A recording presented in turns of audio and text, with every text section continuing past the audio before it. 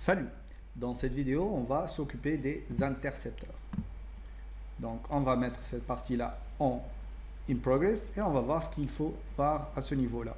On va voir donc la définition d'un intercepteur, comment l'utiliser et quelques exemples utiles d'intercepteurs qu'on peut avoir dans vos applications. Parfait. Donc, la première chose, comme d'habitude, à voir, c'est en fait au niveau de la documentation.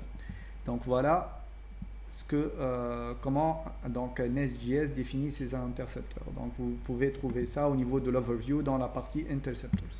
Donc un intercepteur, c'est une classe annotée avec le décorateur injectable et qui implémente l'interface Nest Interceptor. Donc il aura pour rôle de faire quoi?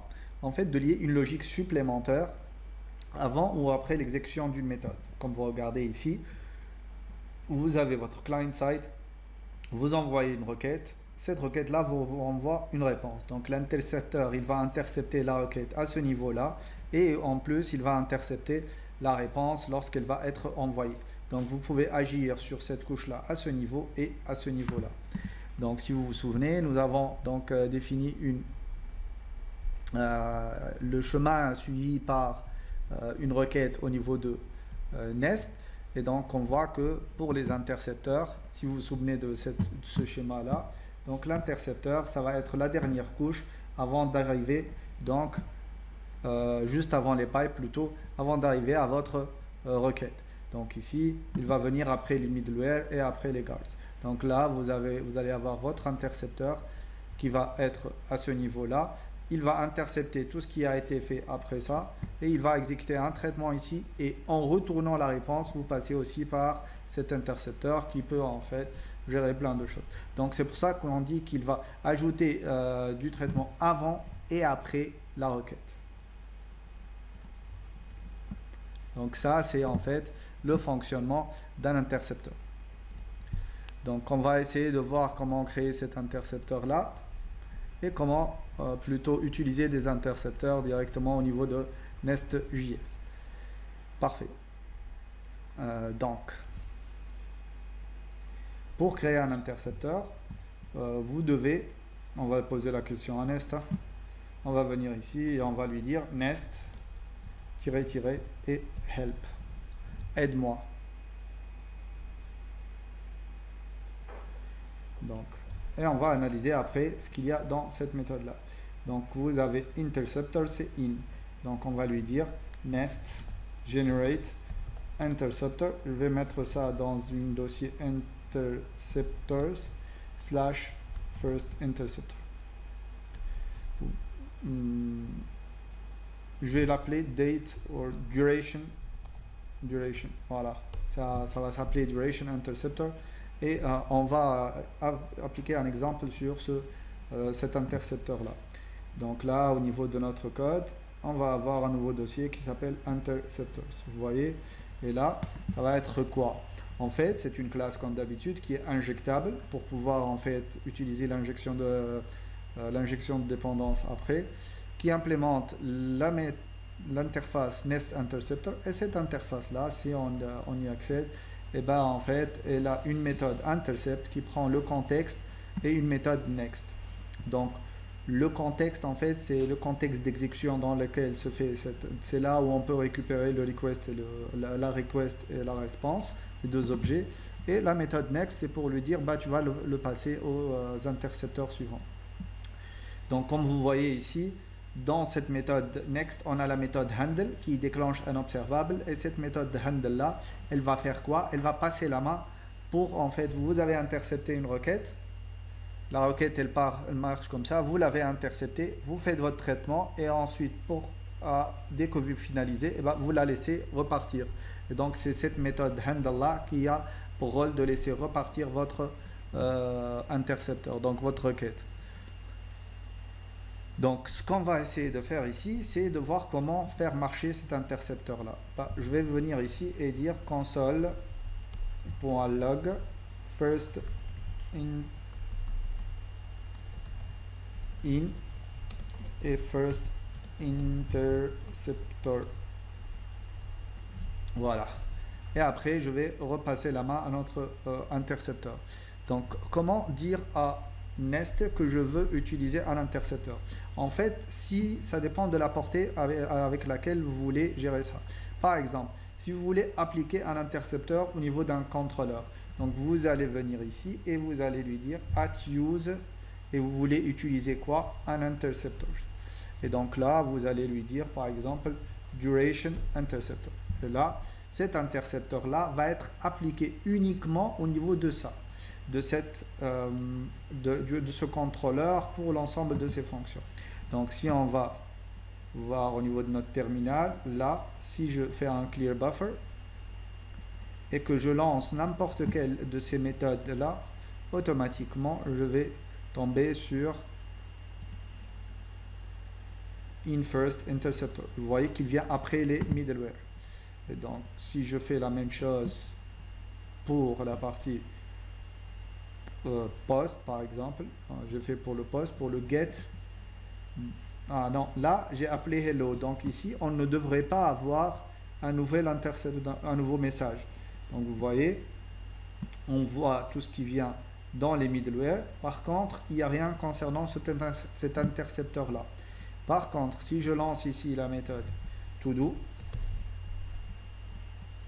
cette route là, et là je vais avoir inFirst interceptor et avec l'affichage en fait de la partie on a fait un console.log quelque part, j'imagine, dans notre get. Voilà, on a affiché les headers, donc je vais enlever ça. Hop, et je vais enlever ça. Voilà. Et donc vous voyez que là on l'a défini uniquement à ce niveau là. Par contre, si vous voulez que votre intercepteur aille intercepter n'importe quelle requête, donc toutes les requêtes, bah, vous allez le définir au niveau de main.js. Donc ici, vous allez venir là et lui dire quelque part, bah, je veux comment app.use global. Et ici, vous voyez qu'il y a des pipes, des interceptors, ce que vous voulez. Et ici, je vais lui dire duration interceptor. Ok, je vais sauvegarder. Et là, il y a une erreur. Et là, je vais vous expliquer pourquoi il y a une erreur. Parce que tout simplement, le main.ts, elle n'est pas dans le contexte des modules. Ce qui fait que tout ce qui est injection de dépendance, ça ne marche pas. Ça ne marche que lorsqu'on provide quelque chose. Or, on est dans main.ts, on n'a pas encore bootstrappé notre application, Nest n'est pas encore n'a pas encore commencé à travailler, donc ici on ne peut pas lui demander de faire de l'injection de dépendance. Dans ce cas, au lieu de faire ça, on va lui dire, bah, va être un new duration interceptor. Donc on va instancier cette classe là et là ça va marcher. Donc j'espère que vous avez compris le pourquoi de la chose, tout simplement parce que là on ne peut pas faire de l'injection de dépendance, on n'a pas encore déclenché Nest qui va elle s'occuper de ça. Donc je vais faire un clear buffer et vous allez voir que en lançant pour le get des to-do, ça marche encore. Est-ce que je l'ai envoyé déjà de mon to-do controller? Oui, donc ça marche. inFirst interceptor. Même chose lorsque je la déclenche au niveau de hello, c'est ça? Oui. Si je fais une requête get sur ce hello là, et ben je vais avoir mon deuxième inFirst interceptor. Vous voyez, c'est le second, donc elle va être appliquée partout. Donc là, c'est une méthode qui nous permet de faire ça. Donc là, on a vu comment on peut définir nos intercepteurs. Donc si on revient ici, au niveau des intercepteurs, on a défini ça, on l'a utilisé. On va faire un petit exemple en utilisant ça. En fait, là, au niveau de notre nest equal, qu'est-ce qu'on veut faire? On veut que notre duration interceptor, il fasse quoi? En fait, je voudrais qu'il me calcule la durée de vie d'une requête. D'accord? Donc ici, je vais faire en sorte qu'il aille me calculer la durée de vie. Donc on doit faire quoi? On doit voir le temps du déclenchement de la requête et ensuite on doit voir le temps de la retour du retour de la réponse. Donc qu'est-ce que je vais faire? Je vais venir ici et je vais lui dire, bah, tu vas me calculer date in qui est égal à quoi? New date. Donc cette date là, elle va nous retourner un timestamp de la date de la création de la requête. Je vais faire un petit console.log created request created at Et là, je vais lui dire tout simplement date in. Voilà.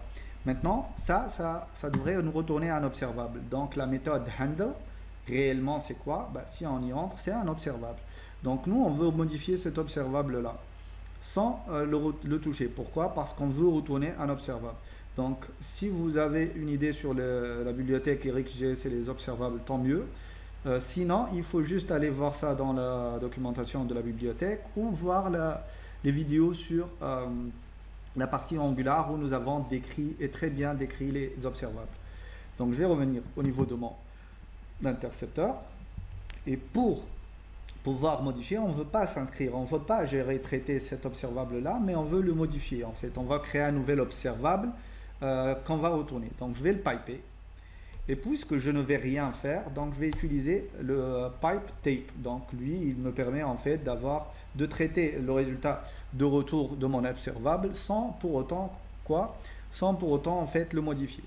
Donc on va traiter le résultat et il va relancer le même observable. Donc je vais lui dire, bah, ce tape là, il va reprendre une fonction fléchée, d'accord. Et ici, je vais lui dire, bah, const, je vais prendre tout ça pour ne pas trop me casser la tête. Ici, je vais lui dire const end égale new date. Et là, je vais lui dire console.log request end at et date in date out. Alors, je vais renommer ça pour avoir quelque chose de cohérent. Date out. Et ce que je vais faire aussi, c'est je vais aller lui dire écoute console.log, je vais utiliser les templates string et je vais lui dire request duration 2 points et là je vais faire quoi? Je vais faire date out moins date in et là je vais lui dire que ça va être en millisecondes. Voilà, donc ça devrait marcher. Donc, qu'est-ce qu'il y a ici? Ah, c'est normal. Il faudra que je lui dise date. Ah, ça va me retourner un objet de type date. Moi, je voudrais quoi? Je voudrais pas de new en fait. Je voudrais la date actuelle. Donc, ça va être date.now. Voilà, ça devrait marcher. Ça me rend en millisecondes. Désolé. Voilà. Là, ça marche. Donc, regardez ce qui va se passer. Je fais un clear buffer. Et là, puisque je l'ai appliqué partout, donc, quelle que soit la requête que j'envoie, regardez ce qu'il m'affiche. Request created ici. Request end à cette timestamp. Et cette requête a duré 15 millisecondes. Et donc, n'importe quelle requête que je vais déclencher, maintenant, on peut savoir quelle est la durée exacte de cette requête-là. Là, il va y avoir une création. Donc, c'est un peu plus, c'est 21 millisecondes. Lorsqu'on va récupérer la liste des to-do, je pense que ça va être entre 15 et 21. Et ah non, ça a été super rapide, c'est 3 millisecondes. Voilà, donc là, on a créé un intercepteur très intéressant qui va vous permettre en fait de loguer toujours la durée de vos différentes requêtes pour voir s'il y a une requête qui reste trop longtemps à exécuter le code pour pouvoir l'optimiser. Voilà, donc on a fini avec les intercepteurs. Vous allez trouver beaucoup plus de détails dans la documentation avec d'autres exemples. Et donc je vais venir ici, cocher l'exemple et dire que c'est complete. Voilà. Vous pouvez par exemple imaginer que vous récupérez tous les erreurs que vous avez et vous les modifiez de sorte que vous ayez un format propre à vous pour les messages d'erreur. Voilà. À la prochaine vidéo. Et là, on va juste une seconde, on va mettre ici, voilà, nos intercepteurs. Ciao!